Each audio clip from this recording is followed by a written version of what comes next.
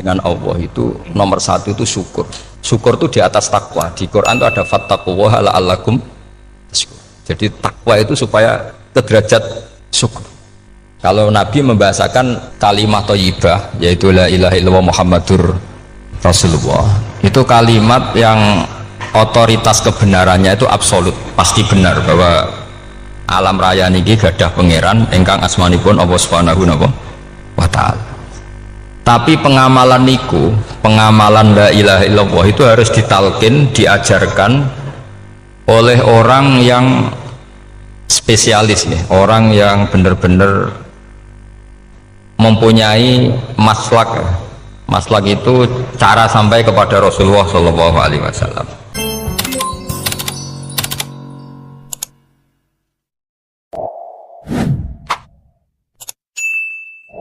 Bismillahirrahmanirrahim. Alhamdulillahirabbil alamin. Wassalatu wassalamu ala asyrafil mursalin sayyidina Muhammadin wa ala alihi washabbihi ajmain. Amma ba'du.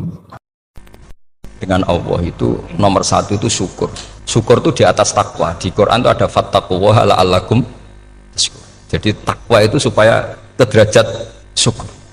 Kalau Nabi membahasakan kalimat thayyibah yaitu la ilaha illallah Muhammadur Rasulullah, itu kalimat yang otoritas kebenarannya itu absolut, pasti benar bahwa alam raya niki gadah pangeran ingkang asmanipun Allah Subhanahu wa taala.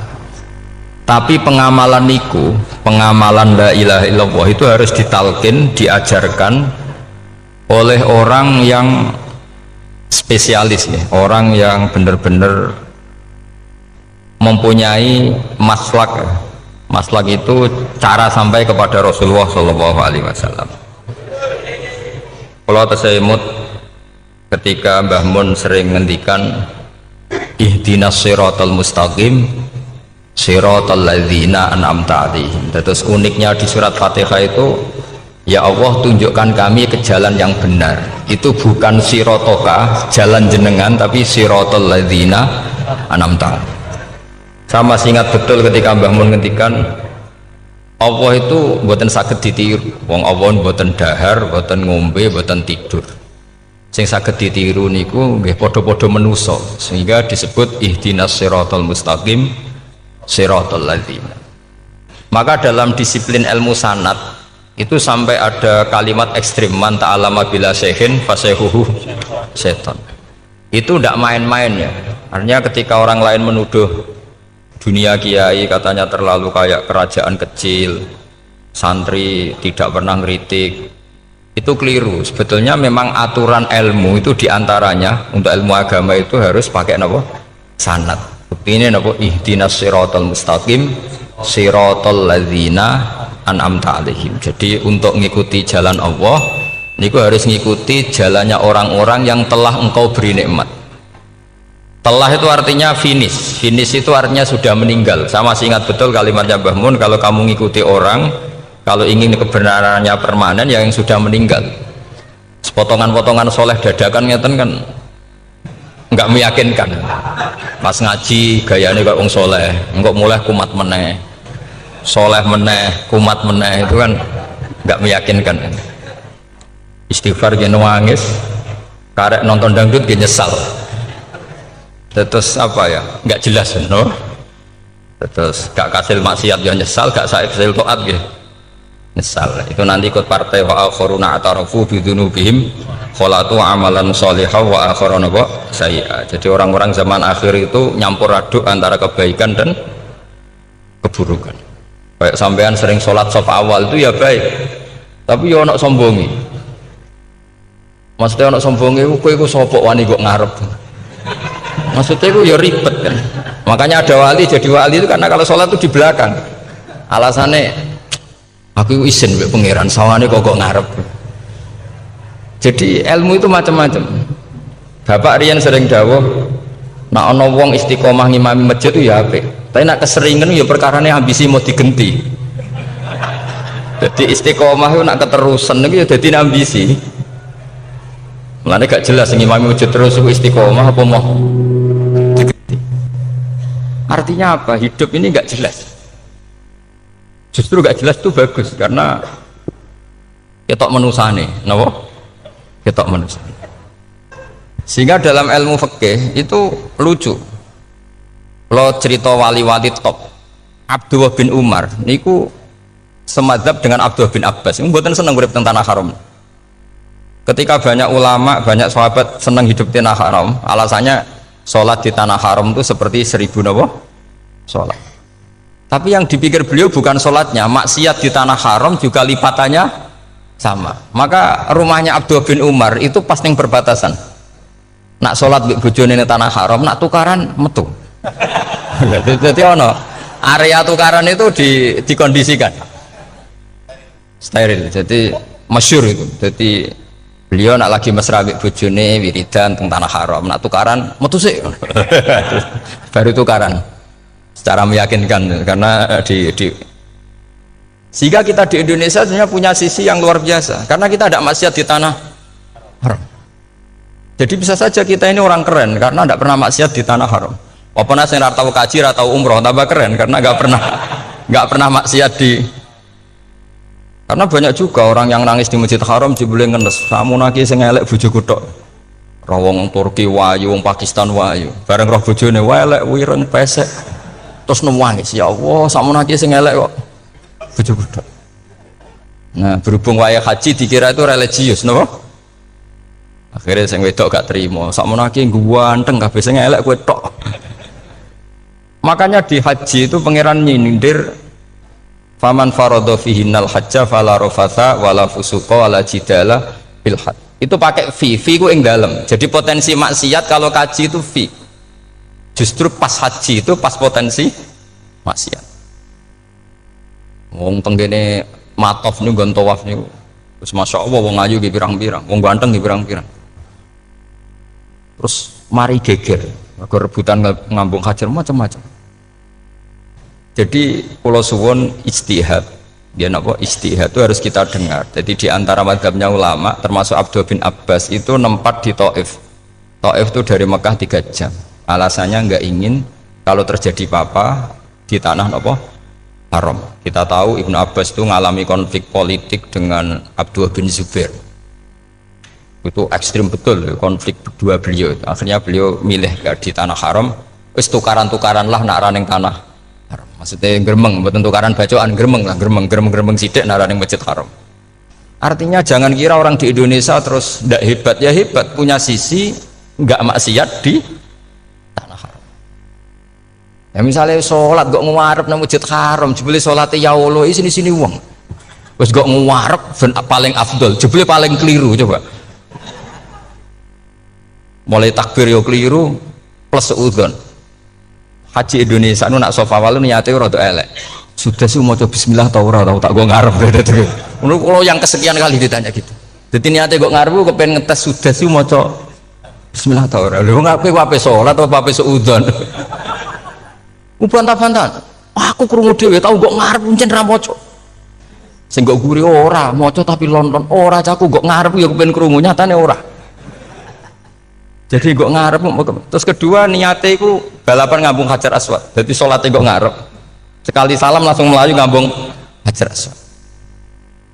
Iku niat apik niat elek ra roh, tapi ndak semua yang di sofa walu niate baik.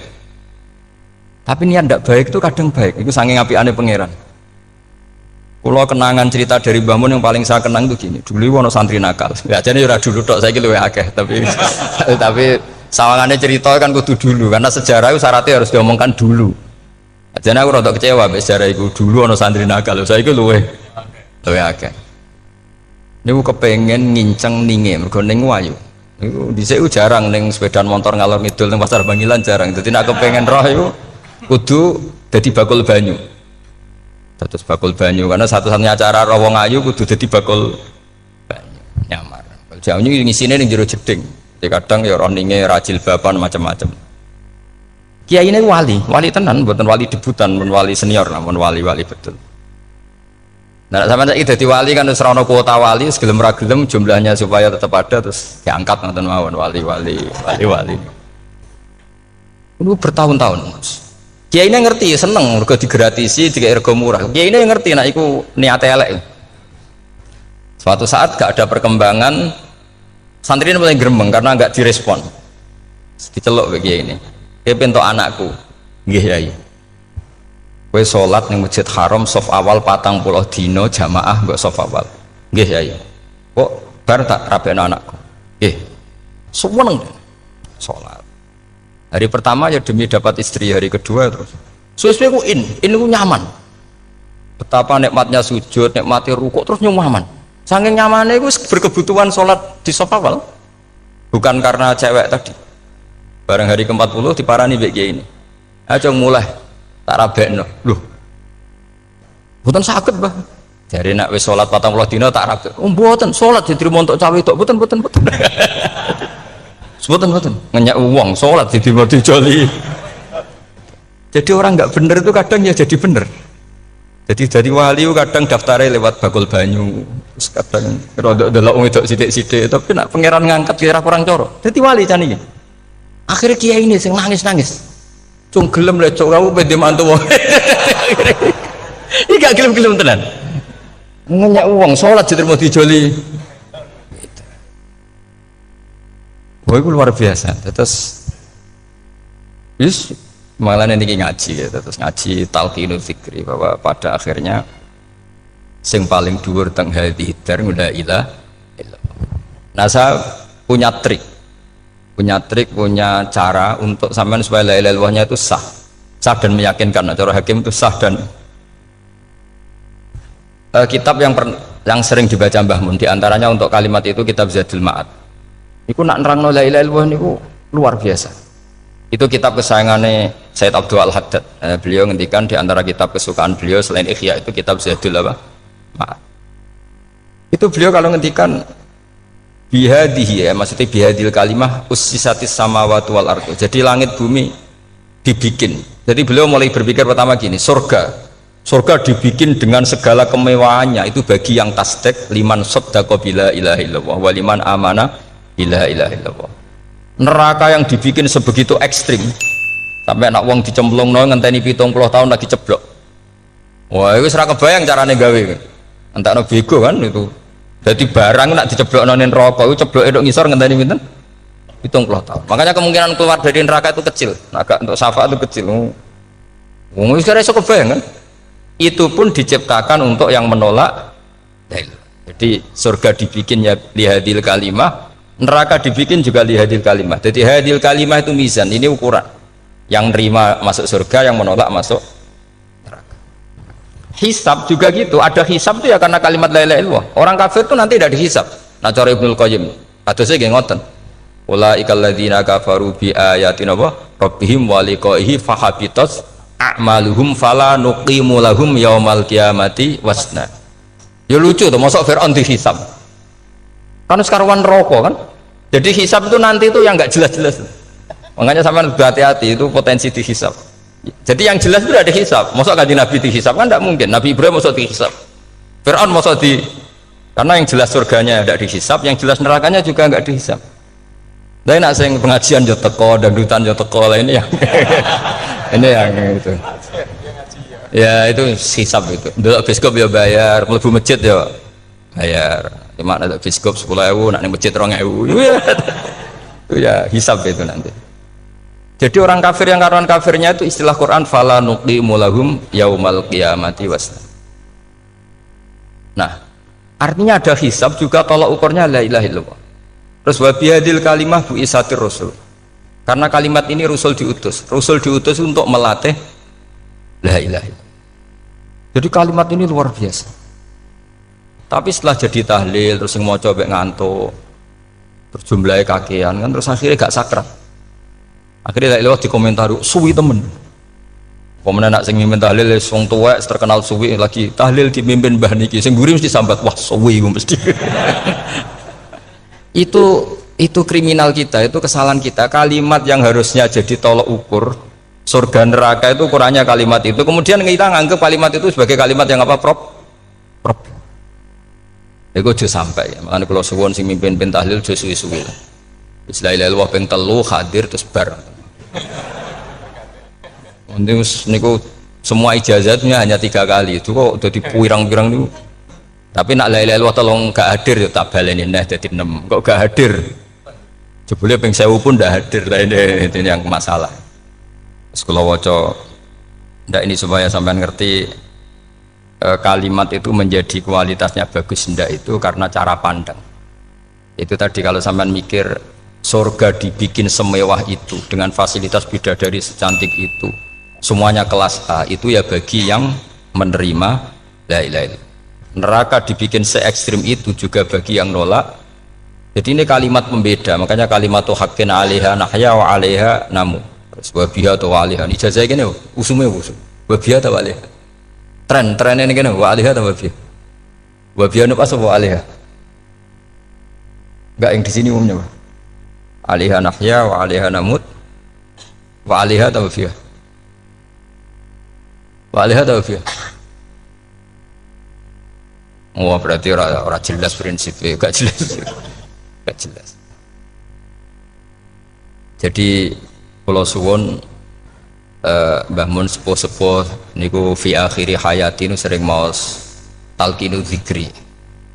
Karena memang beliau ingin di akhir hayatnya juga kita semua nanti di akhir hayatnya semuanya min ahli la ilaha illallah Muhammadur Rasul. Dan itu dimulai dari sesuatu yang sangat-sangat ilmiah.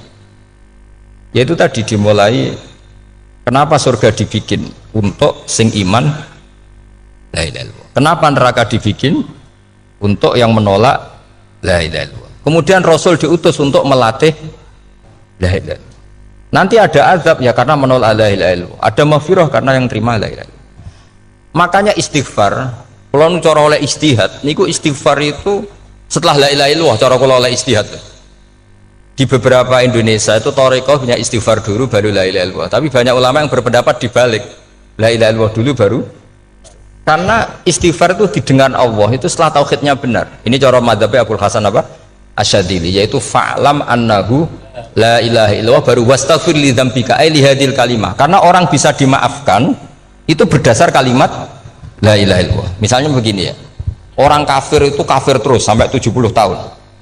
Sekali melafatkan la ilaha illallah itu yughfar lahum ma qad salaf. Jadi kullil ladzina kafaru iyantahu yughfar lahum ma qad salaf. Artinya orang kafir itu belum pernah tahlil, belum pernah istighosah, ya belum pernah istighfar, tapi sekali melafatkan la ilaha illallah secara sah langsung yughfar lahum ma qad salaf. Berarti dulu mana la ilaha illallah sama istighfar untuk kepentingan dimaafkan Allah? La ilaha illallah cara madzhab Abul Hasan Asyadzili, karena alasannya wong kafir sing kafir wae tanpa istighfar asal kalimat la ilaha illallah benar langsung yughfar lahum maqad. Jadi cara pikirannya Abdul Hasan Asyadzili itu la ilaha illallah yang benar dan kamu baru istighfar nanti insya Allah pasti dimaafkan bihaqqi la ilaha illallah. Jadi fa'lam annahu la ilaha illallah baru wastaghfir li dzambika ai bihadil kalimah, karena sahnya istighfar setelah kalimat ini sah. Itu orang kafir yang kafir berpuluh-puluh tahun itu langsung diberi bonus sama Allah yughfar lahum ma qad salaf. Nah, ukuran iyan tahu pakai apa coba? Hei para wong kafir nak kowe mendo sangka kekafiran, ukurannya pakai apa? La ilaha illallah. Sekali la ilaha benar langsung yughfar lahum ma qad salaf. Makanya ketika Ja'far Shadiq, Sayyid Ja'far Shadiq beberapa lama arja ayatin fil Quran adalah qulil ladzina kafaru iyan tahu yughfar lahum ma qad salaf. Ketika mau kan abet siswa malaikat ya wong kafir 70 tahun Gusti mau celek lu pisan langsung jenengan sepuro mosok kalau imam tahlil buatan jenengan sepuro ya tapi masalahnya nak malaikat tapi kowe golek wajib lah iku semari perkara iku semari masalah kan bangsa ora ikhlas iku malah masalah nak sing guri malah meneh tapi kowe mau celek lu ambek gremeng mergo kesuwen dan nak kesuwen wong gremeng sing dosa sing tahlil apa sing gremeng sing tahlil ya melok dosa mergo kesuwen, sing gremeng dosa wong kalimat thayyibah kok digremengi. Nah terusno sing ngundang ya melok dosa pisan ribet kan. Ya ora ono fikih ngono ya ora ono. Maksudnya kalau cerita daripada rawan dosa ya mendingan la ilaha illallah sing ora gremeng. Carane piye? Sing mimpin ya sing fasih sing cepet. Insyaallah. Oh teng desa kula anggere muni tahlil ben Gus Wak suweneng kabeh, mesti cepet, jamin mesti cepet. Kalau ya sering ngomong, aku cepet lah lu mati sing suwi ya. Mergo suwi mari dosa gremeng ya perkara. Lagi kan do sungkan mek kula. Lah teng adat masyarakat kan nggih sampai Gus sampai anak kiai kan sungkan dadi kiai-kiai sing tua-tua akhirnya melok cepet. Dan ini harus diilmoni. Saya ulang lagi ya. Sebetulnya dalam Thariqah Syadziliyah itu la ilaha illallah dulu baru istighfar. Alasannya apa? Sihhatul istighfar itu ba'da sihhati la ilaha illallah. Jadi dia bawa ke qulil ladzina kafaru iyantahu yughfar lahum ma qad salaf. Saiki intiha anil kufri, berhenti kekafiran dengan kalimat apa? La ilaha illallah. Itu langsung yughfar lahum ma qad salaf. Dan Allah ngendikan fa'alam annahu la ilaha illallah baru wastaghfir lidzam. Ai bihadil kalim. Artinya gini, bisa saja istighfar kita itu tidak didengar Allah karena tauhid kita tidak pernah benar. Mau ngelafat notok tapi tauhidnya tidak benar. Maka terus dibutuhkan latihan-latihan dari ahlul ilmi, misalnya kayak Imam Sanusi, kayak Imam Asy'ari, itu pelatihan-pelatihan la ilaha illallah dengan pemaknaan yang luar biasa. Misalnya begini, ambil saja la ilaha illallah itu dengan makna seperti ini. Tidak ada sesuatu yang maujud kecuali disebabkan oleh yang super maujud. Alam raya ini, langit bumi ini kadung berstatus maujud. Kan nggak mungkin yang maujud diciptakan yang tiada. Nak ngono mau hadhil maujudat khalaqaha wajibul wujud. Lah wajibul wujud ini yang bernama Allah Subhanahu wa ta'ala. Maka kualitas Anda iman tuh lebih tinggi. Selama ini kan enggak. Orang no pangeran kecuali Allah. Terus Allah itu yang siapa? Ya Allah yang siapa itu harus kamu berani mensifati. Allah belum pernah menceritakan dirinya di Quran kecuali beliau dia mensifati zatnya. Saya adalah sing khalaqas samawati wal arda misalnya. Saya adalah zat yang begini. Karena itu dengan cara itu bisa dikenali. Ya, dengan cara itu bisa dikenali. Makanya Allah itu harus kita kenali, yaitu lewat ma'rifatullah. Ibadah tertinggi adalah ma'rifatullah. Ya caranya ma'rifat tadi dimulai. Gak mungkin alam raya ini kemudian diciptakan oleh al-adam, sesuatu yang tidak ada. Pasti yang namanya maujudat diciptakan yang maujud. Karena maujud ini maujud pencipta harus super. Lah super itu bahasa Arabnya wajibul wujud. Karena pencipta harus awal.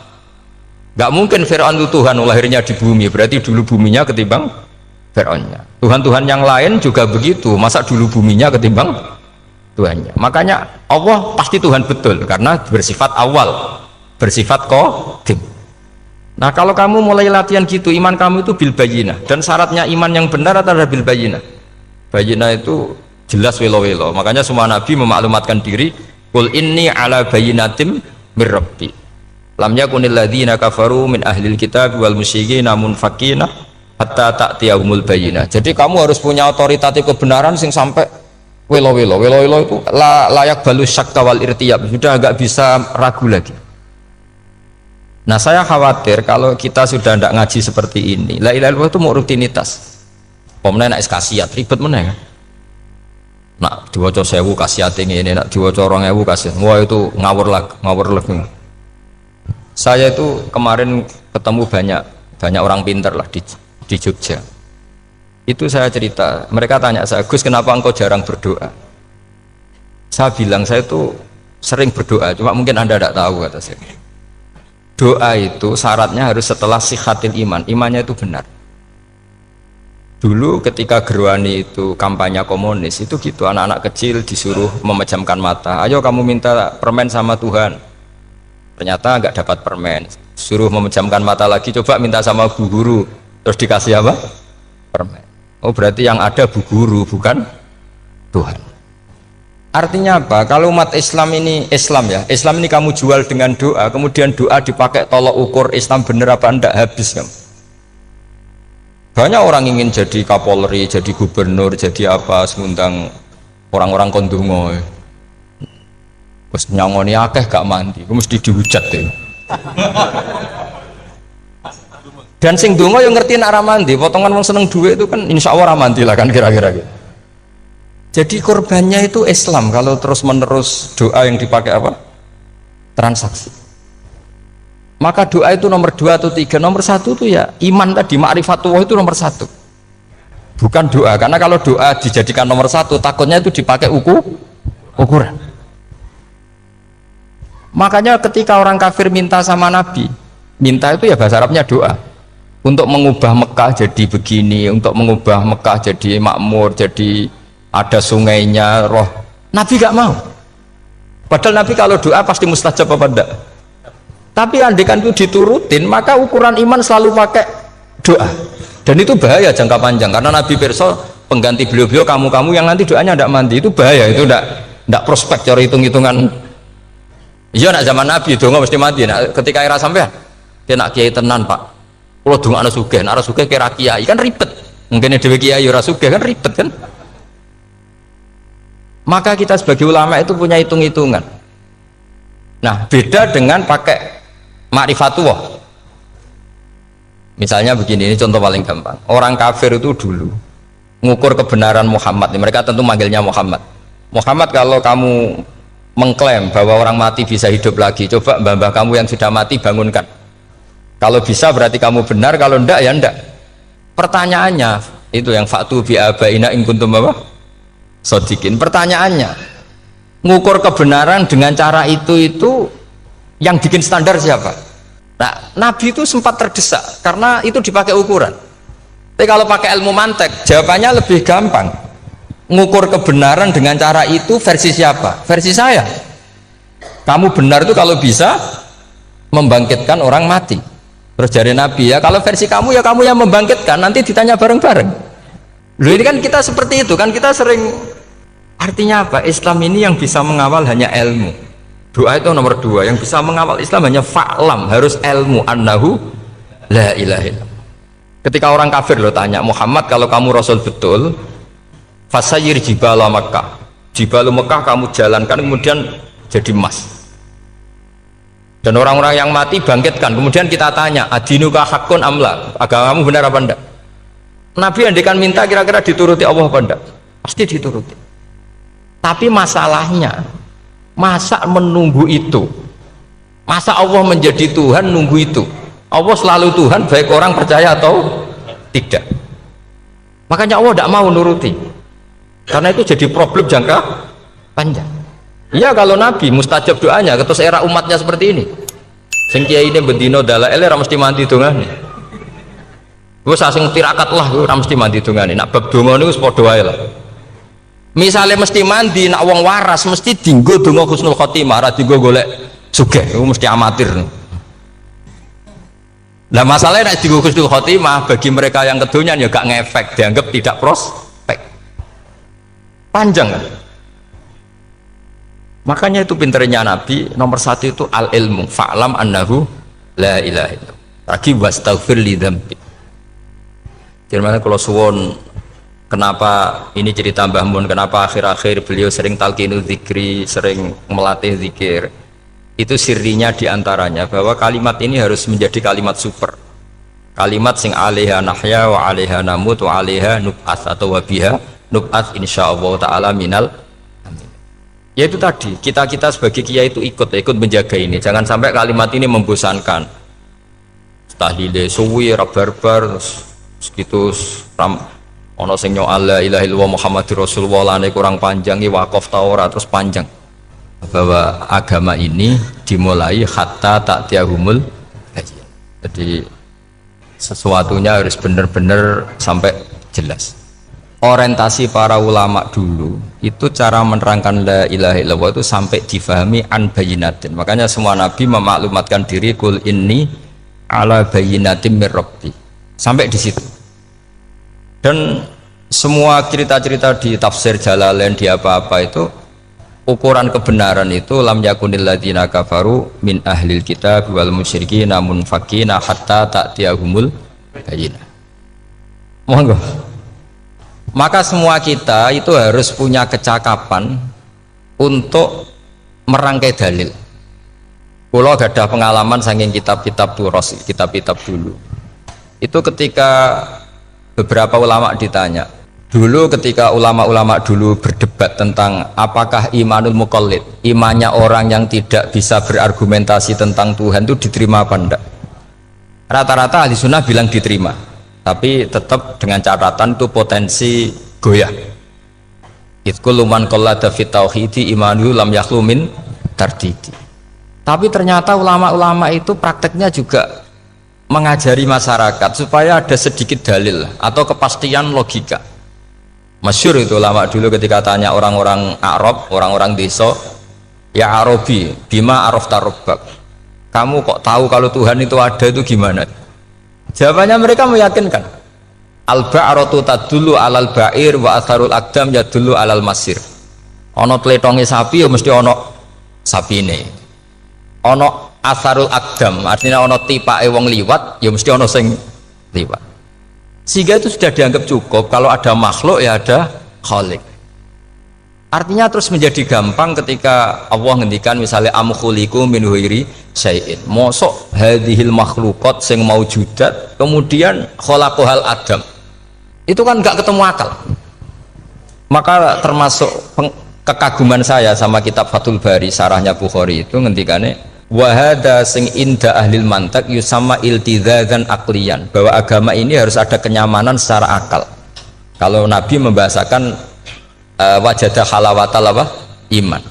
Iman yang manis itu misalnya kita profesor, kita ilmuwan, kita seorang yang top, yang paling cerdas di dunia. Kemudian kamu secara agama didogma oleh pimpinan agama kamu. Kebetulan pimpinan agama kamu misalnya komunis. Terus diberi ajaran misalnya hadhil maujudat khalaqahal adam. Yang maujud ini diciptakan ketiadaan. Kan mungkin profesor lah mesti stres. Piye wong Adam kok ciri utama ketiadaan ya layu asiru saya tidak ngefek. Bandingkan dengan misalnya kita goblok lah, petani lah, wong paling goblok lah misalnya diajari bumi ki ono mbah wonten, terus sing gawe bumi ono ya ono, wong barangnya ono kok sing gawe ra ono. Lebih gampang. Lah itu cara Fathul Bari hadaddin itu mudah sekali, sahlah qoriba. Kalau dalam baca Said Abdul Al-Haddad itu hadil kalimah sahlah qoriba. Salah qoriba itu enak difahami karena ya sudahlah, kalau hadil maujudat ya khalaqahal maujud. Berhubung maujud ini maujud khaliq ya wajibul wujud, kira-kira maujud super lah atau kausa prima atau apa. Jadi segampang itu lama menerangkan tauhid. Nah khawatir saya kalau penjelasan seperti ini sudah hilang terus mau wong takok kasihate nak maca sakmene paket ngene, nak sakmene paket ngene. Lah nak ramadi terus mental. Jute la ilaha illallah ya ngobos. Nah ini kan jadi tersangka. Makanya saya tadi bilang, saya berkali-kali saya belajar tauhid, belajar ilmu mantek, itu kepentingan saya hanya satu, supaya orang familiar dengan logika la ilaha illallah. Itu tadi mulai yang pelatihan kelas ringan, yaitu tadi al-ba'ratu tadullu alal ba'ir wa asarul aqdam yadullu alal masir, sampai pelatihan yang agak berat, tapi sebenarnya tidak berat-berat banget. Karena tadi am khuliqu min ghairi syai'in, masa kalian semua yang sebegini hebat maujudat kemudian kamu disebabkan oleh sesuatu yang tiada. Iku mbok sampean profesor lah iku ora iso logika, wong barang ra ono kok nyebabno. Al-aqdam ya dulu alal masir.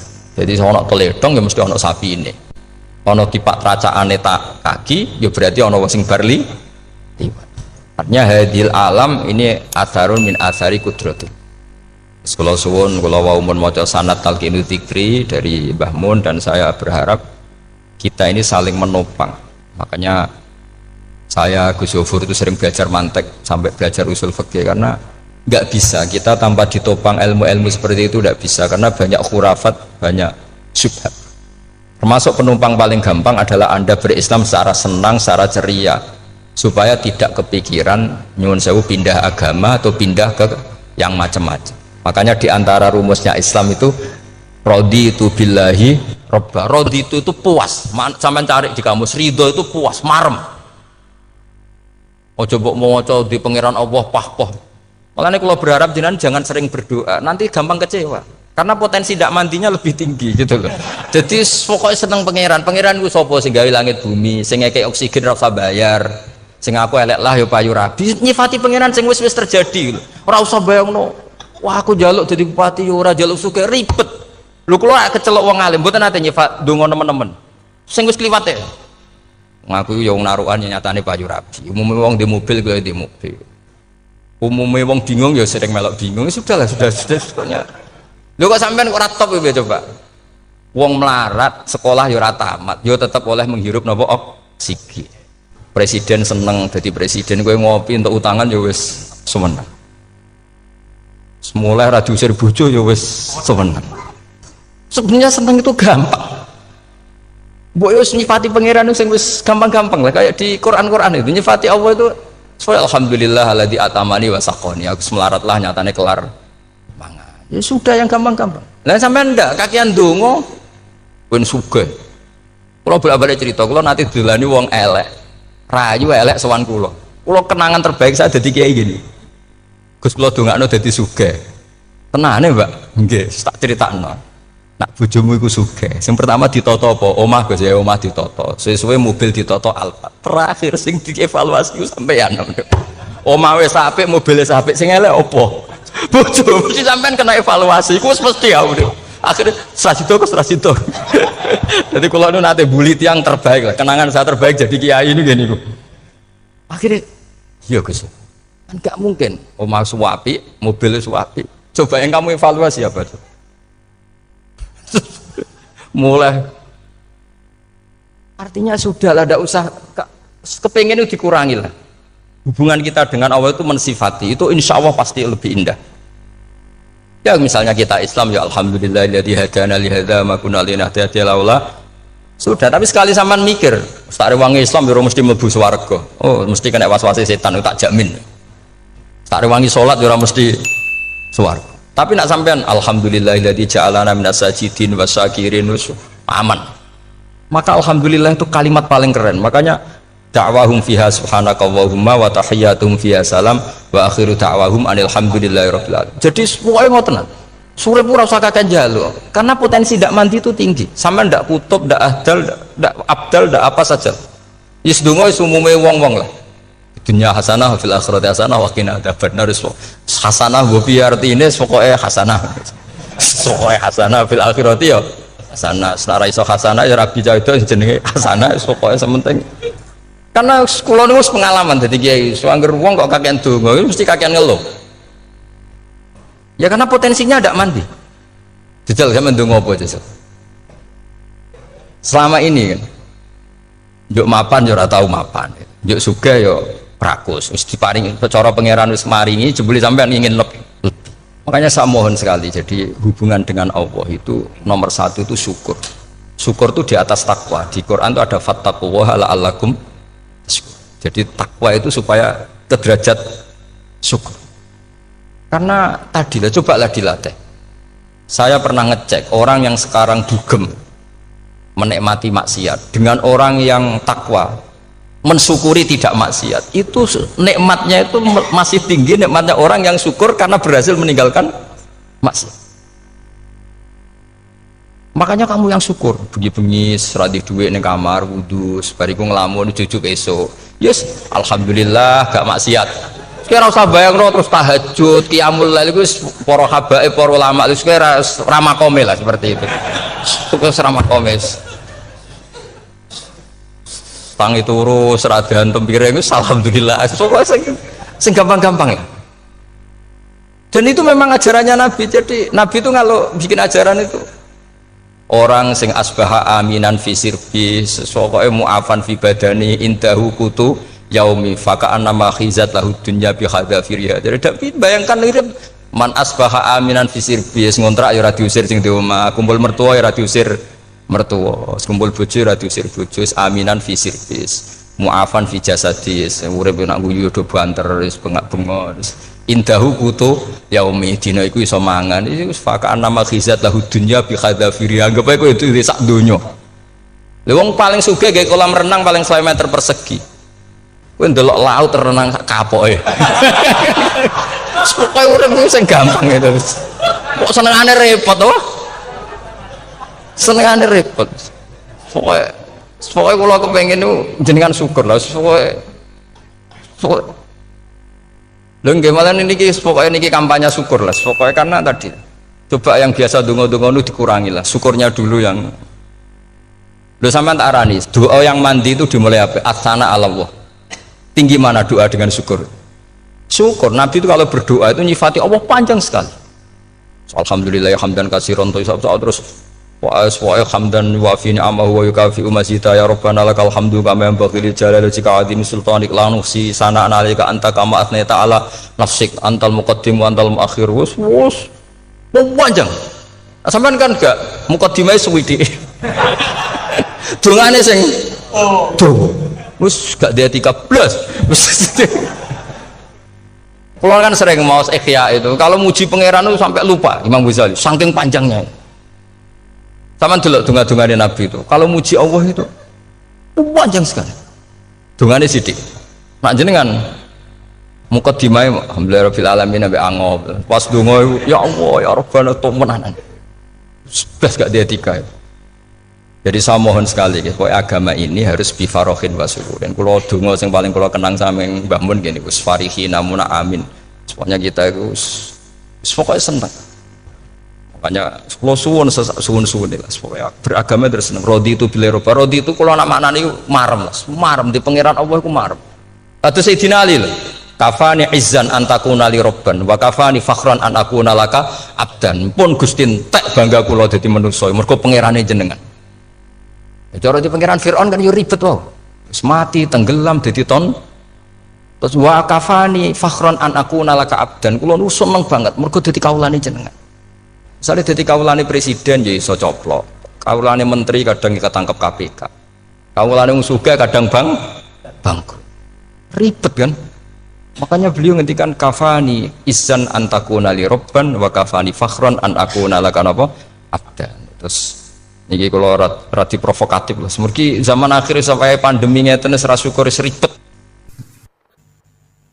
Setelah saya jadi kiai dan penelitian, saya itu berkali-kali didatangi dokter, tentara, juga polisi. Mereka sering bilang gini, "Gus, saya ini dokter negeri. Saya ke NTT, ke Papua karena saya muslim, berkebutuhan Islam, maka dibikinkan musola, dibikinkan masjid. Kalau kiai tidak bisa, bikin sendiri urunan mau narik siapa itu. Mau narik tarikan di jalan yang mau nyumbang siapa. Tapi kalau kebutuhan negara karena tugas negara ya difasilitasi negara dan tidak dianggap misionaris karena negara. Begitu juga di beberapa negara yang non muslim kayak di Argentina, di Venezuela itu ada masjid, ada kajian Islam ya karena duta besar dan itu aparat negara. Disinilah kearifan para ulama berkoalisi dengan umarok dengan makna yang positif bahwa agama ini harus ditopang umarok, sistem negara. Tentu di situ ada tentara, ada polisi, ada macam-macam. Kita sebagai kiai juga nggak berdaya di depan para bandar narkoba apa-apa kalau nggak ada BNN. Kita mau apa dengan korupsi kalau tidak ada KPK? Sehingga kearifan para guru-guru kita, mulai Mbah Maimun, bapak saya sendiri, NU, Muhammadiyah, semua ormas-ormas Islam itu pasti maulah kerjasama. Karena kita siapa ya? Kalau tidak kerjasama. Dan di antara pesan Rasulullah SAW adalah yaduwahi ma'al jamaah. Jadi apa ya, kebersamaan itu sudah berkah. Fa inna yadawahi ma'al jamaah. Jadi berkah. Lalu kenapa saya kalau ngaji bawa kitab? Ini agak sebetulnya itu lazim. Lazim itu suatu yang harus. Tapi karena kelamaan mubalek itu tidak pakai kitab. Seakan-akan bawa kitab itu yang aneh. Sebenarnya aneh mereka. Karena begini logika simpelnya ya. Umat Nabi ini berhak dapat apa coba? Berhak dapat warisan yang paling luhur, paling hebat, paling jernih. Apa itu Quran dan hadis? Pertanyaannya, siapa yang paling punya hak otoritatif untuk menerangkan Quran hadis? Ulama. Ulama yang mana? Ya yang kapabel, yang sudah diakui dunia kayak Imam Ghazali, Imam Bukhari, Imam Syafi'i. Artinya kalau kita tidak pakai materi itu ulama mendapat pikiran kita, bukan mendapat pikiran mereka. Saya ulang lagi, kalau kita tidak pakai materi yang otentik, yang orisinil, umat ini mendapat pikiran kita, bukan pikiran mereka. Maka saya berusaha supaya teman-teman atau semua umat Islam dapat pikiran-pikirannya Imam Ghazali, pikiran-pikiran Imam Bukhari, pikiran-pikiran Abdul Qasim Al-Junaidi, kejernian-kejernian Abu Yazid Al-Bustami. Kejernian itu diantaranya adalah misalnya makalah yang menurut saya itu makalah yang super. Jadi untuk ngadepi krisis karena COVID atau karena apalah. Itu lama dulu sederhana sekali. Beliau-beliau punya rumus yang mungkin jarang didengungkan orang, tapi saya akan kampanye rumus ini. Al-istighna, hakikatul istighna, itu adalah al-istighna anis syai' labihi. Jadi pemenuhan kebutuhan yang sebenarnya adalah kita berusaha menghindari sebanyak mungkin kebutuhan yang sekunder, yang enggak penting. Bukan memenuhi semua yang kita inginkan. Jadi misalnya begini ya, kalau kita lapar, itu keinginan kita itu makan enak apa asal makan? Tentu jawabannya asal makan yang sehat. Tapi kalau nuruti nafsu kita, makannya yang enak, teman makan ya enak, terus di warung yang favorit. Ini kan satu kebodohan. Kenapa untuk makan saja butuh definisi sekian banyak? Yang kita harus kecewa, warung favoritnya bisa sudah tutup, atau kita ke sana harus macet, ribet. Yang benar-benar arif dan bijaksana itu adalah al-istighna anisya. Sesuatu yang tidak mendesak itu jangan jadikan kebutuhan. Sehingga kalau kita puasa misalnya, semua makanan itu enak karena kita sangat lapar. Sehingga Abul Qasim Al-Junaidi ketika ditanya, ma'idamu to'am, lauk makanan itu apa? Jawabannya lucu, alju, lapar. Kalau kamu lapar ya semuanya enak. Ini sudah mulai hilang. Kita bilang makan enak itu ya sate, ya gulai, ya pizza yang kita senang. Akhirnya apa? Untuk nikmati nikmatnya Allah itu kita jadi ribet. Apalagi yang orang-orang fasik harus ditemani perempuan yang tidak halal misalnya, atau harus ada ajudan, ribet. Nah pertanyaannya, orang yang ribet sama yang nggak ribet itu pinter mana? Pinter yang nggak ribet. Nah ini kearifan-kearifan yang mulai hilang. Lalu siapa yang bisa mewarisi itu? Ya ulama. Jadi ulama itu cara berpikir sebenarnya simple. Makanya mereka sering kalau tahajud itu, di antara makalah Sayyidina Ali paling terkenal dan yang menjadikan beliau punya derajat yang luar biasa itu adalah kafani izzan antakuna li robban wa kafani fakhron an akuna laka abdan. Ya Allah, saya ini sudah begitu mulia, begitu terhormat dan sangat-sangat terhormat karena yang menjadi Tuhan itu Engkau. Jadi rumus pertama itu karena menjadi Tuhan itu Engkau. Hanya Tuhan yang abadi, Tuhan yang pertama, hanya Tuhan yang al-awwal. Coba ya Allah, kalau saya ini punya Tuhan Fir'aun, punya Tuhan mati jadi tontonan lagi, itu kerennya di mana coba? Andaikan kita punya Tuhan Fir'aun, atau punya Tuhan yang asal usulnya manusia, apapun hebatnya manusia itu, kita punya Tuhan manusia itu. Tuhan yang lapar, yang kalau nggak makan mungkin pingsan, mungkin bisa kena COVID, nanti Tuhannya diisolasi. Kayak apa?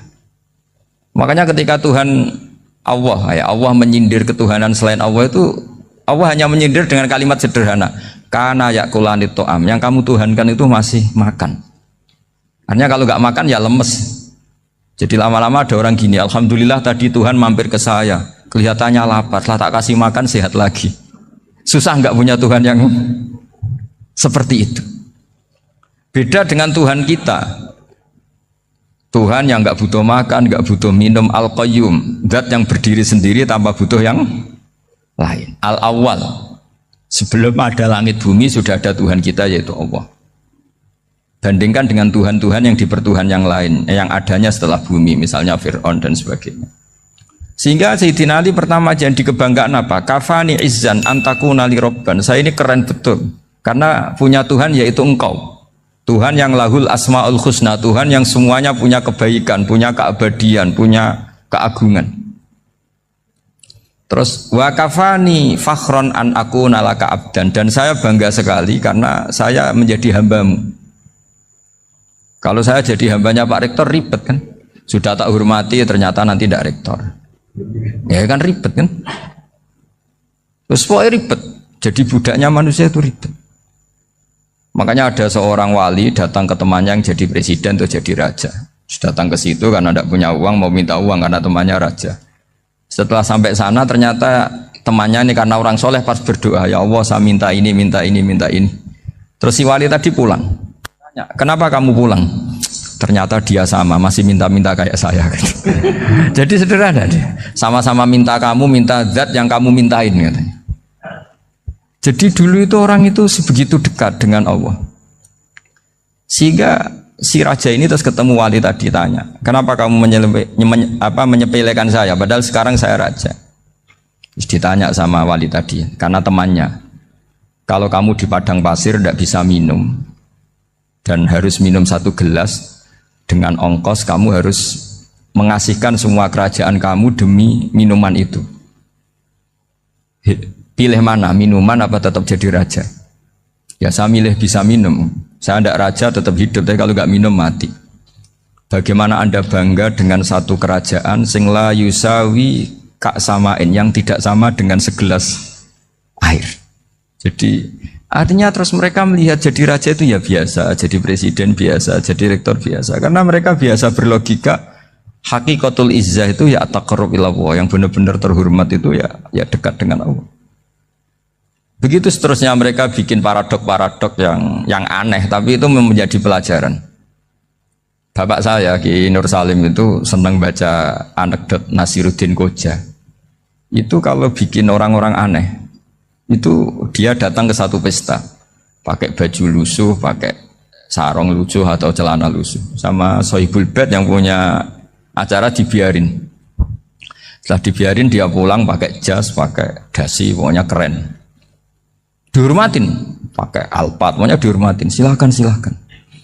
Pas dia disuruh minum, minumannya itu disokkan saja ke sakunya. Jas, kamu harus minum yang banyak, karena kamu yang dihormati, bukan saya. Terus makanan semuanya diletakkan di saku, ada yang apa? Ayo kamu makan yang banyak. Alpatnya juga gitu, dikasih sate apa? Ayo kamu makan yang banyak. Mereka tidak melihat saya, melihat kamu.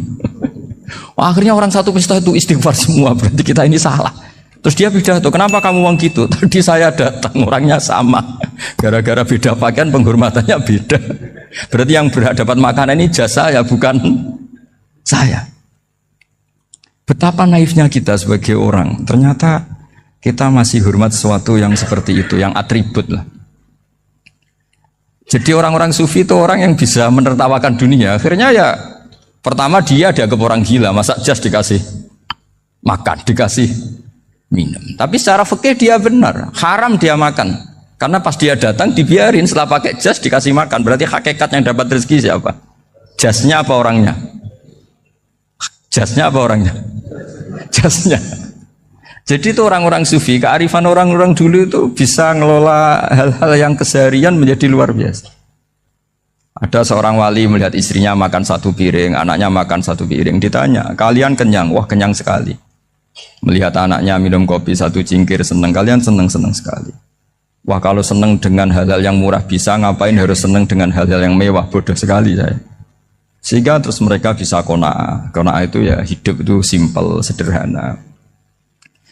Jadi tentu saya tidak akan ngomong yang muluk-muluk, selain itu tidak bidang saya juga apa ya. Kita ini butuh obat di kondisi Covid seperti ini, butuh kesederhanaan, butuh apa ya? Istighna tadi. Kita harus istighna billah an ghairillah. Jadi sudah cukup bahwa Allah ini segalanya.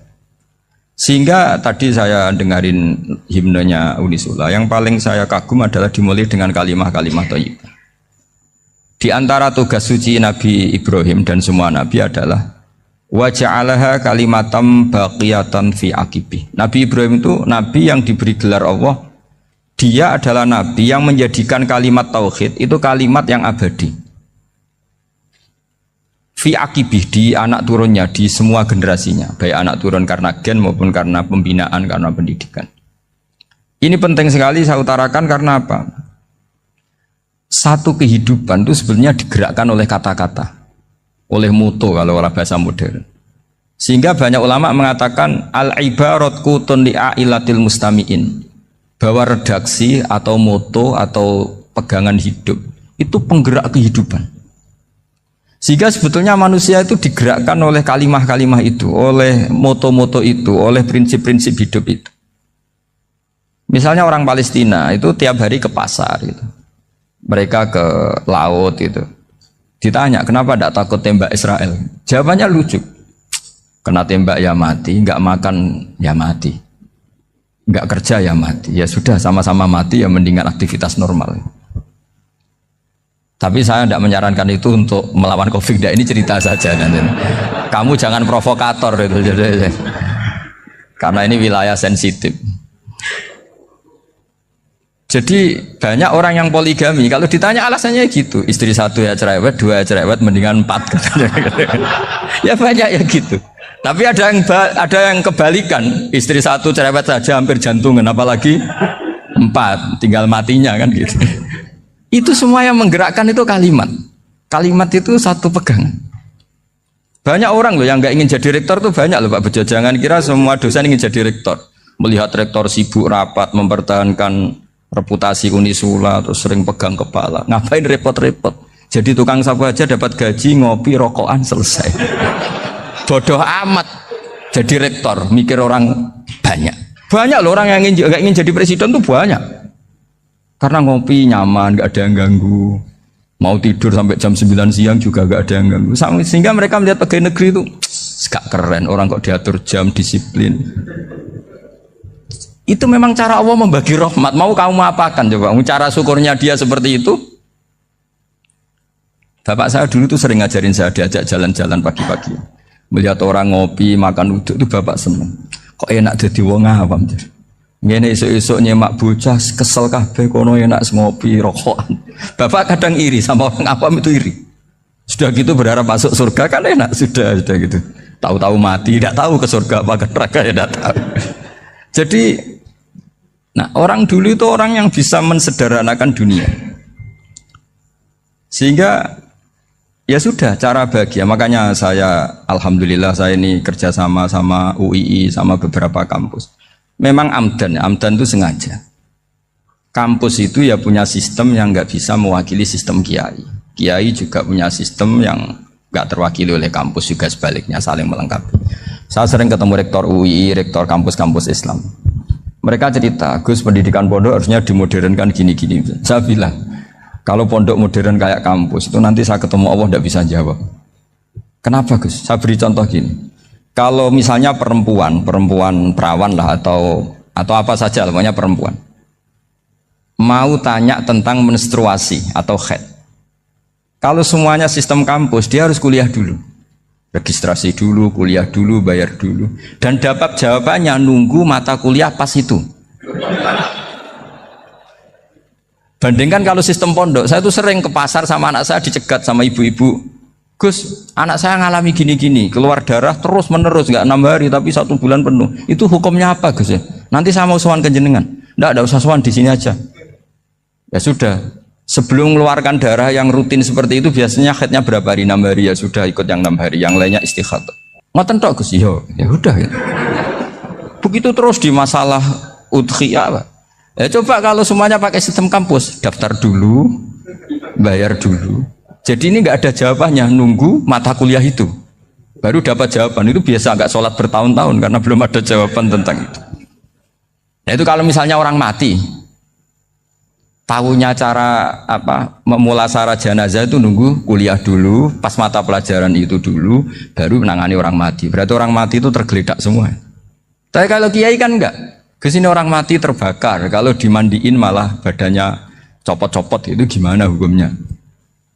Ini ada orang mati Gus Kendat, ini disolati apa enggak? Ada orang mati apa itu oplosan ya, itu disolati enggak? So sering ditanya gitu. Gak usah registrasi Pak Rektor, gak usah registrasi, gak usah daftar, gak usah seminar. Makanya kalau orang kampus wani kiai itu ya kualat tenan gitu, karena ini yang on time.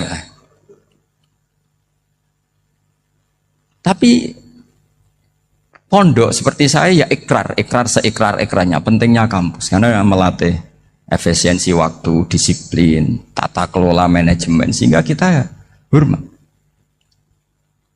Tapi tadi kita harus saling melengkapi sehingga saya tunjukkan ke publik bahwa saya hormat sekali sama polisi, sama tentara. Coba kita bisa apa ngadepi bandar narkoba kalau enggak polisi? Bisa apa coba menjaga NKRI kalau enggak tentara? Begitu juga ya sudahlah kita memang fa inna yadallahi ma'al jamaah, kita berkah itu kalau bersama-sama, tidak bisa kita sendiri. Nah lalu orang kayak saya itu ya beberapa kali sebetulnya saya itu ditawanin jadi doktor honoris causa apa. Kekhawatiran saya satu Pak Bejo, takut pas nggak punya uang itu dokter gak di duit kan gak pantas gitu. Jadi repot gitu, daripada beban lah sudah lah nggak usah dokter. Jadi kalau nggak punya uang ya pantas, terus kalau ngebis ya pantas. Suatu saat kalau mati nggak ada yang hadir ya pantas, nggak dokter gitu. Kalau sudah dokter kok masuk neraka, kayaknya apalagi rektor kampus Islam kok masuk neraka itu kan kok kayak nggak pas itu. Misalnya rektor Unisula ditanya mungkin nakir, nggak bisa kan kayak gimana gitu. Makanya harus sering ngaji saya supaya nggak malu di depan Munkar Nakir. Masa rektor ditanya Munkar Nakir enggak bisa. Harus berani bentak. Ini saya rektor loh Pak Munkar Nakir. Masa kalau wali-wali dulu berani. Masyhur di cerita wali-wali ditanya marabbuka manabuka. Saya ini guru tauhid. Kok kamu tanya marabbuka manabuka yang ngelotok? Kok kamu tidak pernah ngaji enak aja tanya. Jadi wali-wali itu ya rileks ngadepi mungkin. Saya yakin rileks wali di Bang Pak Rektor. Saya yakin itu. Karena wali itu lebih dekat Allah. Sehingga orang dulu itu saya ulang lagi ya, ada satu kearifan namanya hidup itu apa? Hidup itu adalah cari sebanyak mungkin supaya hidup itu tidak tergantung pada banyak hal. Sehingga misalnya cara berpikir orang-orang modern itu sebenarnya banyak orang-orang ilmuwannya nggak ngagumi Amerika. Bukan karena angkuh ndak. Untuk mempertahankan kebesaran negara sebesar itu, kebutuhan listriknya besar, kebutuhan tentaranya besar, kebutuhan apa? Sementara negara kayak Venezuela atau Swiss kebutuhannya ada banyak. Pertanyaannya, yang tergantung dengan banyak hal sama yang tidak tergantung banyak hal, itu pinter mana? Kalau dibalik pertanyaannya gitu, negara-negara maju itu tidak keren kalau dibalik pertanyaannya. Orang yang untuk mempertahankan eksistensinya banyak, butuh banyak hal, dengan yang tidak butuh banyak hal, itu pinter mana? Orang yang bahagianya nunggu jadi dokter, nunggu jadi kiai besar, kiai viral, dengan orang yang bahagia cukup dengan ngopi, itu pinter mana? Tapi kalau dibalik pertanyaannya, orang yang tahunya nikmat hanya kopi, dengan nikmat yang banyak, pinter mana? Makanya Mbah Mun itu kalau guyon itu lucu. Aku ikut saake, ambek wong desa sing mlebu swarga. Saya dulu eskal mlebu swarga kok disakeni. Akhirnya beliau memberi penjelasan. Wong desa iku roe pakanan enak, iku mau kopi mbek uduk. Lah swarga iku mau nuruti sing dikarepno. Akhirnya wis mau mangan, wis ngopi, nguduk, ngopi ora roh pakanan liyane ku ora roh. Nasi mandi ya ora roh, pizza ya ora roh apa-apa. Terus saya bilang, wah lah niku nak nganti selera tentang wanita cantik. Iku juga sederhana. Rodok pesek ya wis cantik, rodok ireng ya wis. Apa bidadarinya seperti itu karena saking enggak pengalamannya. Jadi surga itu kan nuruti apa yang diinginkan. Kira-kira keinginan orang kampung kalau di surga itu apa coba? Makanan apa coba? Ya nak senengnya ketemel gemblong itu. Artinya malaikat lebih suka nangani surganya orang-orang kampung di Bang Pak Rektor. Ini sudah ribet ini. Makanan apa saja sudah dicoba ya. Terus kalau di mall tahu orang macam-macam, seleranya macam-macam pasti itu.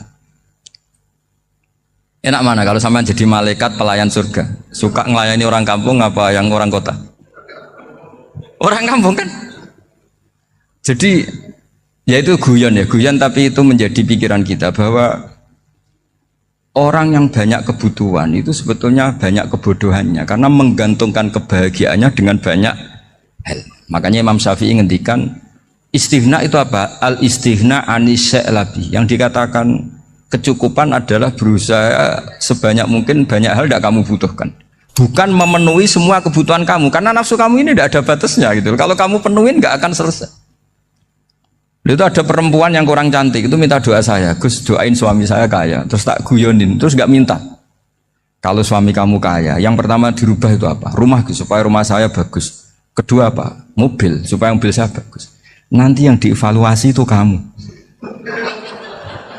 Mobil bagus, Alphard, rumah mewah, istrinya kamu. Pasti itu dievaluasi. Langsung nggak usah, sudah gini aja kan. Jadi pertama yang dievaluasi itu kaya itu. Coba kalau suami kaya itu yang dievaluasi pertama rumah ya, rumah ganti. Setelah itu apa? Mobil. Kira-kira berikutnya. Akhirnya harus bagus nggak jadi. Nabi Ibrahim itu pernah minta umur panjang. Keren umur panjang. Sama Allah nggak dijawab. Datang orang tua gitu mertamu ke Nabi Ibrahim. Terus disuguhi dikasih kurma. Apa itu? Kok kurma apa? Anggur yang sudah matang sekali. Sudah dimakan. Setelah dimakan meler keluar lagi. Dimakan lagi meler lagi.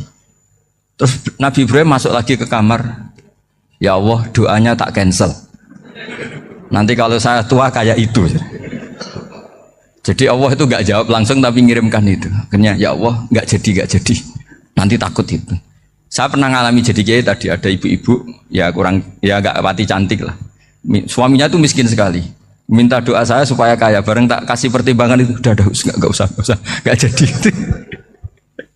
Jadi itu kearifan.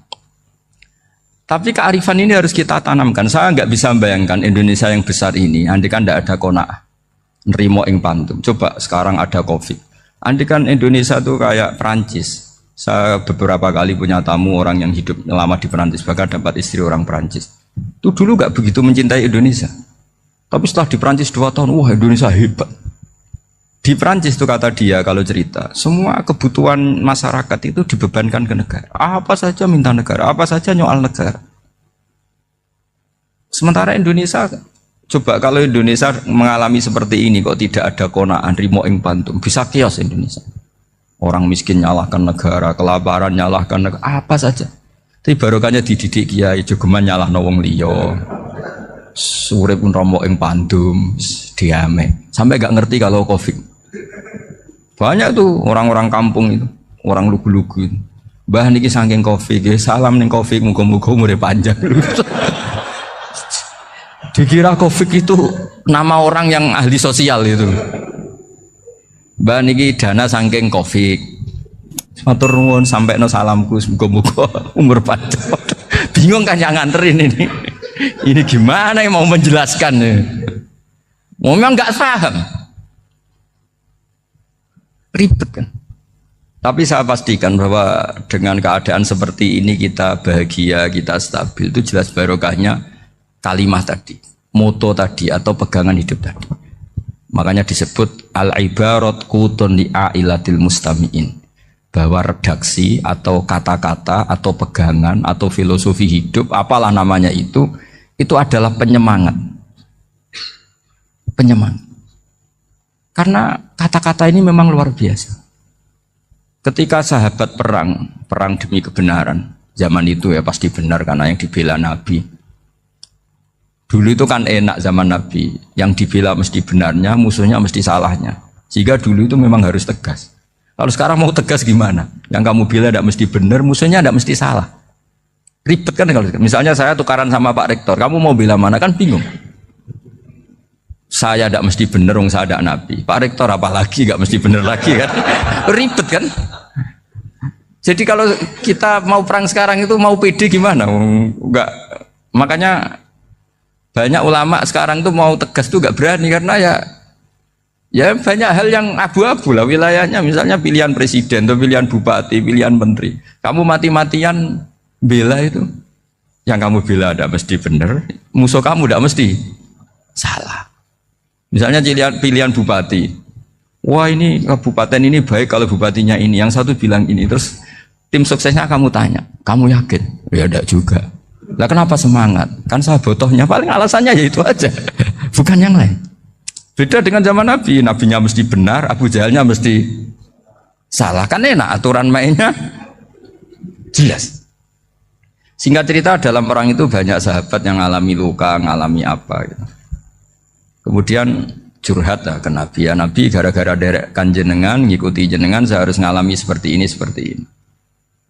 Ngiranya orang itu diapresiasi sama Allah keluarnya. Ternyata sama Allah gak diapresiasi. Malah diturunkan ayat intakunu ta'lamuna fa innahum ya'lamuna kama ta'lamun wa tarjuna minallah malah yarjun. Kalau kamu sakit karena perang, orang-orang kafir itu ya sakit. Itu saja berani padahal demi kekafiran. Wa tarjuna minallah malah yarjun. Padahal kamu punya nilai lebih yaitu berharap kepada Allah yang mereka tidak punya. Saya jadi kiai itu ya kadang mangkel. Karena yang benci ya benci, yang seneng itu ngel-ngel loh kayak Pak Bejo. Jadi semuanya ribet.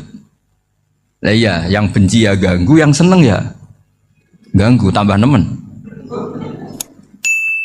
Seribet. Tapi kalau sudah ingat bandar narkoba, mereka berhadapan dengan polisi, kadang ditembak karena kesalahannya terlalu fatal. Antar persaingan mereka juga bisa tembak-tembakan karena merebut pasar narkoba. Itu saja mereka berani. Kok kita yang jadi kiai kadang dicium tangannya, dihormati gak berani, hanya takut apa ya, musibah-musibah kecil lah, atau problem-problem kecil. Lah iya, kalau kita bandingannya gitu. Kalau kamu mau tahajud kedinginan, itu masih nanti dihisab Allah itu gitu. Maling ayam itu keluar malam-malam, hanya dapat ayam. Itu gak takut dingin. Ya gak takut digebuki masa. Kamu mau tahajud saja takut dingin. Makanya nanti hisabnya orang soleh itu nanti dijajarkan orang dolim. Terus diperbandingkan. Wah itu habis kamu kalau itu. Jadi misalnya Unisula mau rapat, tapi ini malam, kalau malam dingin nanti sama masuk angin. Wah anak-anak pang di perapatan aja berani kamu. Kalau sudah perbandingannya gitu tuh ribet kita nanti. Makanya itu kalimat itu moto atau filosofi hidup. Sehingga diulang lagi nasihat itu. Iyam saskum korhun fakodu masal koma korhum mislu. Kalau kamu kena luka, orang-orang yang nggak benar juga akan kena luka. Itu aja berani demi ketidakbenaran. Masa kamu demi kebenaran nggak berani? Akhirnya orang itu, ya itu kalimat, itu heroik. Makanya kita ini penting ya. Makanya tadi himne Unisula dimulai kalimat thayyibah. Karena kalimat ini yang menjaga kita kalimat ini. Misalnya tentang Tuhan. Kenapa orang Islam imannya kokoh seperti ini, termasuk yang sudah hidup di Amerika, di Australia, di mana-mana. Itu ya barokahnya ajaran atau barokahnya kalimah. Saya sebut kalimah saja pakai bahasa santri.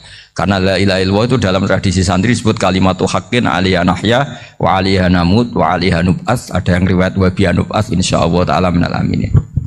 Kenapa mereka di mana-mana meskipun sekolah di Amerika, di Australia, bahkan di Uni Soviet tetap mukmin? Itu barokahnya ajaran yang benar. Allah itu siapa? Tuhan. Tuhan itu sifat dasarnya apa? Awal. Dia harus wujud awal sebelum makhluk yang lain. Sehingga ketika ada negara yang maju, yang tertib, manajemennya tertib, masyarakatnya makmur, tapi punya Tuhan yang tidak seperti itu, tidak awal, itu sudah gak nyaman. Karena ndaklah keren Tuhan saya, karena Tuhan saya itu al-awwal, zat yang pertama. Tuhan saya keren lah, zat yang gak mati. Tuhan yang gak mati, yang gak pernah ngalami kematian. Sehingga tontonan atau yang dilihat kenikmatan-kenikmatan yang lain ini tidak mengubah dia pendirian tentang Tuhan. Karena mantapnya satu kalimat tadi, bahwa Tuhan itu ya harus satu, harus awal, harus tidak mati, tidak rusak, tidak ngalami apa-apa yang membahayakan. Sehingga ketika ditawarin Tuhan yang lain, meskipun menjanjikan secara finansial atau kemakmuran, mereka gak tertarik. Itu coba, itu barokahnya makmur apa barokahnya ajaran? Barokahnya ajaran. Sering negara Islam itu kalah makmur dengan mereka, tapi barokahnya ajaran ini tetap apa? Tetap Islam. Makanya Nabi Ibrahim, Nabi yang sukses bikin wa ja'alaha kalimatam baqiyatan fi aqibi. Sehingga kita ini bekti sama orang tua misalnya, itu ya karena ajaran. Suwargamu itu karek wong tuamu. Nak wong tuamu ridho, Allah ridho. Nak ora ridho, Allah ora ridho. Ridho wa fi ridhol walidain wa sakhatu wa sukhtu wa fi sakhatil. Sehingga ketika ada orang tua yang agak brengsek gitu, anak-anak tetap hormat. Punya orang tua yang miskin, yang sudah miskin, tukang tombok nomor, banyak kan di kampung gitu. Ya tetap hormat. Coba kalau dari awal kita ngajari orang tua kamu hormati ya, kalau baik, kalau tidak usah. Bisa geger Indonesia. Tapi barokahnya ajaran-ajaran itu Indonesia tertib karena ada ajaran. Nah ini di sini ini pesantren dan Unisula semua harus berkontribusi membuat ajaran yang benar. Itu adalah ciri utama Islam. Sehingga Islam ini dimulai dengan ajaran kalimatu haqqin alaiha nahya wa alaiha namut. Sehingga kita tenang seperti ini. Saya ini termasuk kiai yang tenang. Meskipun kata orang banyak saya ini kiai besar, tapi termasuk kiai yang paling tenang. Termasuk yang paling tenang. Karena saya ini pakai mazhab orang-orang hebat. Saya berkali-kali cerita, orang kayak Imam Syafi'i itu orang yang luar biasa. Saya berkali-kali cerita, orang yang tadi nyium tangan kamu ya Imam Syafi'i, di belakang tuh ngerasani kamu, menghujat kamu. Jawabannya enak saja. Berarti saya alhamdulillah orang yang wibawa. Buktinya di depan saya nggak berani. Jadi enteng saja. Diceritain sebagian kampung, sebagian separuh dari warga kamu itu nggak suka kamu. Ya bagus lah nggak suka saya, nggak akan utang duit saya. Di mana-mana orang utang itu karena teman dekat. Kalau nggak seneng pasti minimal nggak utang, nggak pinjam mobil, nggak pinjam apa. Berkah mana yang seneng sama yang gede? Jadi dianggap enteng saja. Semua yang dialamin dianggap enteng saja. Misalnya punya istri pemarah, ya baguslah marahin suami. Kalau marahin tonggo malah ribet. Jadi kamu harus terima kasih kalau dimarahin istri. Baguslah marahin saya mah, kalau marahin tonggo ribet. Jadi enteng saja. Tapi kita sekarang itu karena nafsu ya, sehingga menghadapi hidup ini ribet. Ulama dulu kalau mau mati itu senengnya bukan main. Sudah lama saya ini ingin gak maksiat. Kayaknya gak maksiat paling efektif itu mati. Ya tidak apa-apa Gusti, kalau sebaiknya mati ya mati aja. Enteng saja. Jadi melihat kematian itu akhir dari segala keburukan atau potensi keburukan. Apapun baik kita sekarang, suatu saat mungkin kita gak baik. Yang bisa menghentikan ketidakbaikan atau potensi ketidakbaikan itu apa coba? Mati kan? Berarti mati itu mengerikan apa menyenangkan? Mesti kamu tidak berani menjawab. Meskipun secara ilmu kamu berani, tapi secara rasa agak berani kan? Saya ulang lagi ya, yang bisa menghentikan keburukan atau potensi keburukan itu apa coba? Apa? Kematian. Berarti kematian itu menyenangkan atau menyusahkan?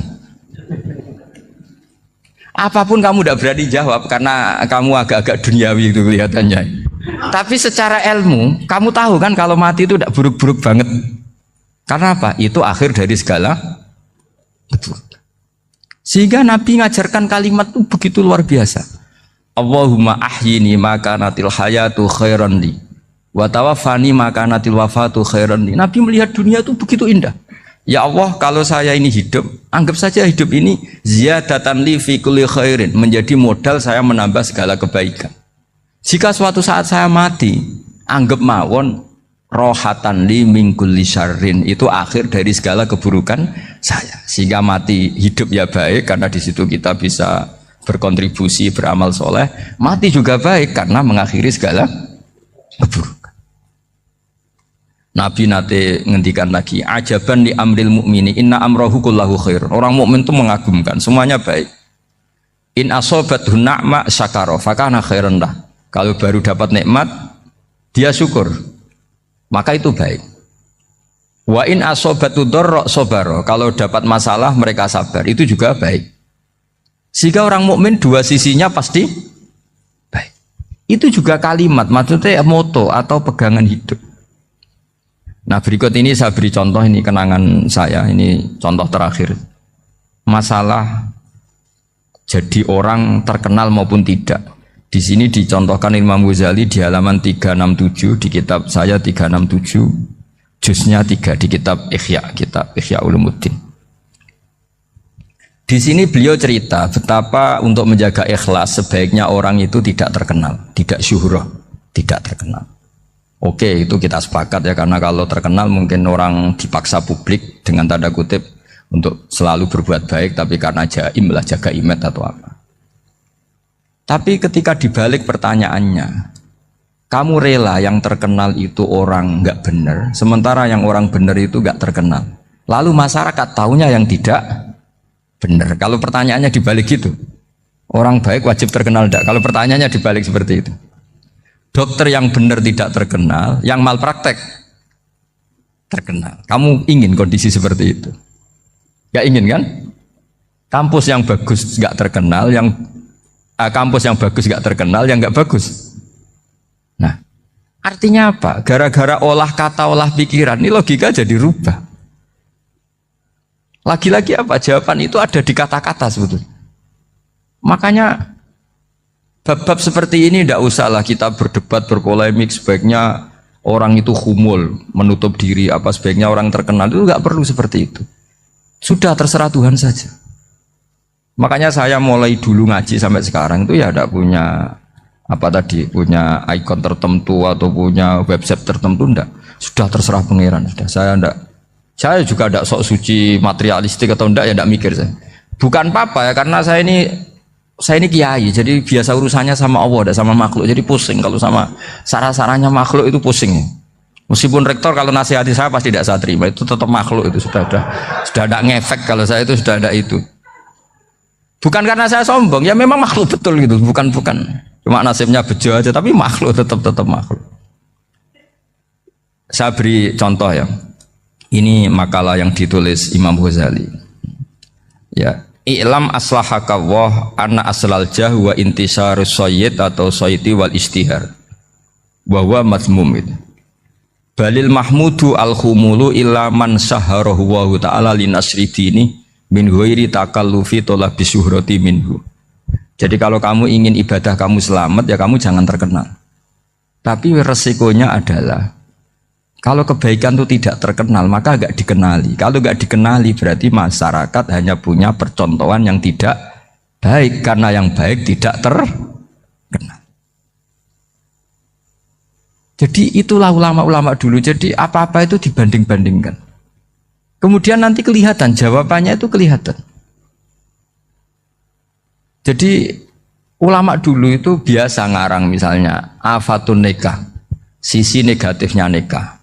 Harus ngurmat istri, harus macam-macam, kalau terlantar itu ya dosa. Seperti tadi Pak Marsudi cerita, kalau orang ngapalkan Quran itu takut lupa, kalau lupa itu jadi dosa. Pertanyaannya, kalau semua orang takut lupa, takut dosa, semua orang nggak hafal Quran karena potongan-potongan lupa. Cara berpikir tidak seperti itu. Kalau berpikir ya namanya hafalan ya inginnya hafal, kan nggak ingin lupa. Nah nanti kalau takdirnya lupa karena hal-hal yang dimaklumi oleh syariat itu enggak yang termasuk dosa. Yang dosa itu lupa takliwiri udhrin syar'iyyin, lupa yang tidak ada sebab yang apa? Syar'i. Tapi lupa bawaan EQ-nya tidak bagus. Lupa bawaan sering dibentak. Oh itu enggak masalah karena bawaannya orang tertekan itu ya lupa. Coba kamu hafal Quran. Terus punya kredit jatuh tempo. Pas hari itu aku yakin enggak cerdas sudah. Itu bawaannya orang tertekan tuh pasti lupa. Jadi ya saya teruskan ya. Jadi terus ada makalah yang sangat bagus sekali tentang itu. Saya baca ya. Wa yadullu ala dzalika anna Allah azza wa jalla amaral anbiya'a bi idharil amali lil iktida wa khassahum bi mansibin nubuwah. Wala yajuzu ayyudhanna bihim annahum khurrimu afdhalal amalen. Jadi orang yang terlalu mendewa-dewakan khumul itu menutup diri. Oke itu baik, karena dengan khumul, dengan menutup diri Anda tidak riya, Anda tidak pamer. Tapi kata Imam Ghazali, kamu juga harus ingat, di antara syaratnya Nabi itu harus mengumumkan kalau beliau itu seorang Nabi. Harus memaklumatkan kalau beliau seorang Nabi, supaya bisa diikuti. Caranya sholat harus diumumkan, sehingga Nabi itu mengatakan harus jamaah. Karena dengan cara jamaah itu bisa shollu kama ra'aitumuni usolli. Coba kalau Nabi sholatnya nggak diperlihatkan, kamu harus sholat yang benar. Caranya gimana ya Rasulullah? Itu rahasia. Bingung nggak kira-kira? Bingung nggak? Ya misalnya amal rahasia selalu lebih baik. Terus ada pertanyaan, Nabi ngendikan kamu sholat yang benar. Caranya gimana Nabi? Ya itu rahasia. Terus gimana coba? Tapi Nabi ngendikan apa? Shollu kama ra'aitumuni usolli. Ya sudah kamu sholat, niru saya sholat. Berarti Nabi sholatnya diperlihatkan apa disembunyikan? Diperlihatkan. Jadi begitu juga saya berkali-kali bilang, orang tahu kalau itu bidan ya berdasar tulisan itu bidan. Tahu kalau itu dokter gigi ya itu dokter gigi. Jangan sampai gara-gara tidak ada tulisan mau beli alat bangunan di dokter gigi, mau periksa gigi di toko bangunan. Gara-gara apa? Nggak ada maklumat. Nah, di sini ulama-ulama selalu memaklumatkan dirinya. Termasuk Imam Ghazali ketika ngarang kitab dinamai Ihya Ulumuddin, bahwa kitab ini bisa menghidupkan ilmu-ilmu agama yang mulai hilang. Begitu seterusnya. Jadi ini ngaji ya. Jadi orang itu harus ngerti ya. Jadi jangan nuruti emosi sendiri atau logika sendiri. Bahwa saya suka humul, ya monggo, agama Islam menyediakan sarana itu. Uzlah itu ya punya sisi kebaikannya sendiri. Tapi syuhrah terkenal asal tidak nuruti nafsu juga punya sisi kebaikannya sendiri. Setidaknya umat ini punya satu master kebaikan yang mudah diakses. Tapi tadi saya ulang lagi, jangan karena hadun nafsi, jangan karena kepentingan pribadi. Makanya di sini disebutkan wa yadullu ala dzalika ay ala syuhrah anna Allah ta'ala amarul anbiya bi idharil amal lil iktida. Allah selalu memerintahkan para nabi kalau ngamal kebaikan ya harus dimunculkan supaya bisa ditiru. Yaitu tadi kita tidak bisa bayangkan kan kalau misalnya Nabi menyuruh kamu harus sholat yang benar, kemudian sholatnya Nabi sembunyi. Lalu ditanya, Nabi saya niru siapa? Wah itu rahasia, kamu nggak boleh lihat sholat saya saat takut tidak ikhlas. Ribet kan? Sehingga jamaah itu statusnya tetap harus. Nah bedanya harus ini ulama berpendapat harus yang apa? Fardu kifayah. Tapi fardu itu maknanya harus. Tapi bukan berarti kalau nggak jamaah sholatnya nggak sah, nggak. Tapi statusnya jamaah tetap apa? Harus. Nah barokahnya harus ini orang yang baru sholat, sholatnya langsung benar karena ada yang diikutin. Coba kalau mantan dukun baru sholat terus sholat sendiri, itu mesti mirip mantra itu. Karena dia tidak ada master percontohannya. Tapi barokahnya ada master, orang paling bodoh pun kalau sholat ya benar, karena standar ada komandonya, ada imamnya. Sehingga Imam Ahmad malah berpikir keras, syarat sahnya sholat itu harus jamaah. Cara pikirannya Imam Ahmad keras sekali beliau. Sehingga kalau orang sholat sendiri kok ada orang lain yang maunya berjamaah harus bayar, orang itu harus bayar demi sahnya sholat. Itu madzhabnya Imam Ahmad. Tapi kalau madzhab Syafi'i hanya mengatakan itu fardu kifayah, yang kalau satu komunitas gak mau melakukan semuanya apa? Dosa. Ya jadi ini sebelum sesi ringan tanya jawab, hanya 2 saja tanyanya, nggak boleh banyak-banyak, nanti nggak pulang-pulang saya. Jadi tak baca lagi biar dapat berkahnya Imam Ghazali. Wa qala qaumun asirru afdalu minal alaniyati. Terus kata sebagian ulama al alaniyah itu afdal minas sirri. Terus diperbandingkan baik yang mana amal dipertontonkan sama ndak. Terus kata Imam Ghazali, kalau orang itu bisa jaga tidak riya, maka sebaiknya dipertontonkan karena kebaikan harus yang muncul, bukan yang tidak baik yang muncul. Makanya ketika memaklumatkan diri sebagai ingin jadi generasi khairah ummah, itu kalau diterjemah itu kan wow, khairah ummah, umat terbaik. Itu kan kayak agak angkuh. Tapi nggak apa-apa, itu nggak apa-apa. Masa kita kampanye siap degradasi moral kan ya lucu kan, masa jualan gitu kan ya lucu. Kita memang ingin mengkhidmati ummah, berbakti dengan umat, membantu supaya jadi generasi khairan apa? Ummah. Tidak apa-apa dimaklumatkan supaya dengan itu umat punya sarana. Oh kalau ingin jadi khairan ummah kuliah di sini. Jangan lalu enggak gitu. Ya sama kita dokter, maklumatkan saja dokter gigi, dokter kandungan, dokter bedah. Sehingga orang kalau mau bedah ya jangan ke dokter kandungan. Jadi barokahnya maklumat ya. Jadi saya mohon sekali ini, saya sendiri sebetulnya orang yang nggak siap terkenal sebetulnya, tapi ya sudah terserah Allah saja. Kalau itu cara Allah menyebar kebaikan, ya monggo. Pokoknya kita tawakal saja sama Allah Subhanahu wa Ta'ala. Assalamualaikum warahmatullahi wabarakatuh.